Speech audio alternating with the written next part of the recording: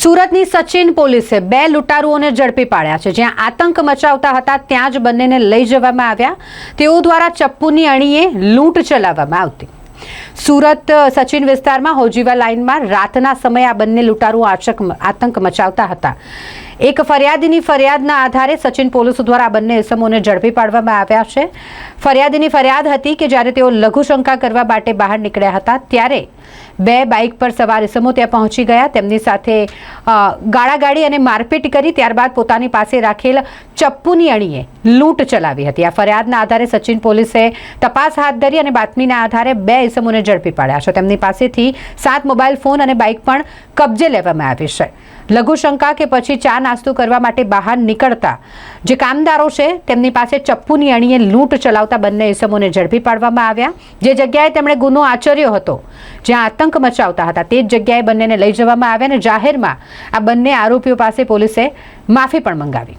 Sachin police સ્ટેશનમાં એક body offences દાખલ થયેલો હતો। બીએનએસની કલમ 118(1), 118(2), 352, 54 અને જીપી એક્ટની કલમ 135(1) મુજબ આ ગુનાના ફરિયાદી હતા દેવેન્દ્ર કુમાર જગરામ વર્મા। આ ગુનાની ટૂંક હકીકત એવી છે કે આ જે ગુનાના ફરિયાદી જે છે એ એક જગ્યાએ યુરિન કરવા માટે ઊભા હતા, તો એક મોટરસાઇકલ ઉપર બે ઇસમ આવ્યા અને એમને ગમે તેમ ગાળો બોલી અને એમની પાસે ઝપાઝપી કરી અને એમની આરોપી પાસે રહેલ છરીથી એમની ઉપર હુમલો કરી અને ફરિયાદીને ઈજા કરી, જે સંબંધે ગુનો દાખલ થયેલો હતો। આ ગુનો અનડિટેક હતો અને ગુનાની તપાસ સ્થાનિક પોલીસ દ્વારા ચાલી રહી હતી।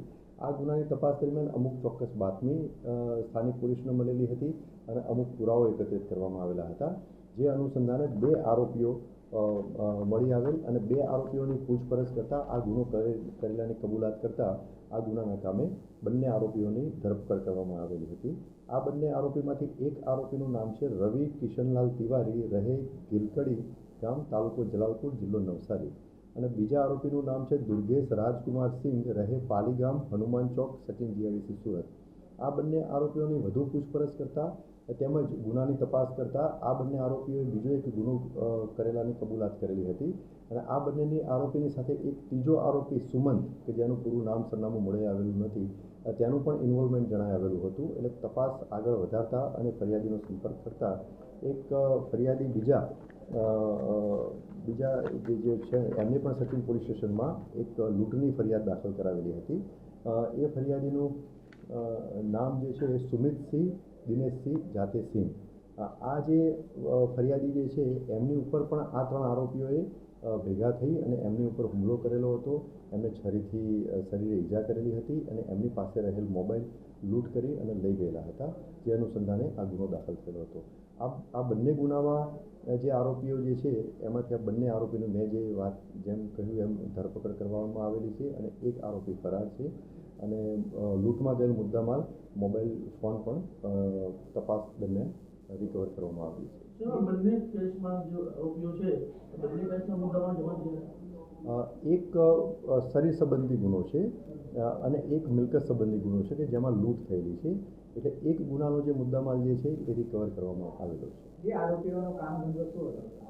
બંને આરોપીઓ પૈકી રવિ તિવારી અને દુર્ગેશ રાજકુમાર સિંહ, કે જેમની ધરપકડ થયેલી છે, એ બંને આરોપીઓ છૂટક મજૂરી કરતા હતા, અમુક કંપનીઓમાં નોકરી કરતા હતા અને થોડા ટાઈમ નોકરી કરી અને પછી એ રખડતા ભટકતા જેવી એમની પ્રવૃત્તિ હતી। અને બંને આરોપીઓ પૈકી એક રવિ કિશનલાલ તિવારીના વિરુદ્ધમાં અગાઉ સચિન જીઆઈડીસી પોલીસ સ્ટેશનમાં મોબાઈલ સ્નેચિંગનો ગુનો પણ દાખલ થયેલ છે।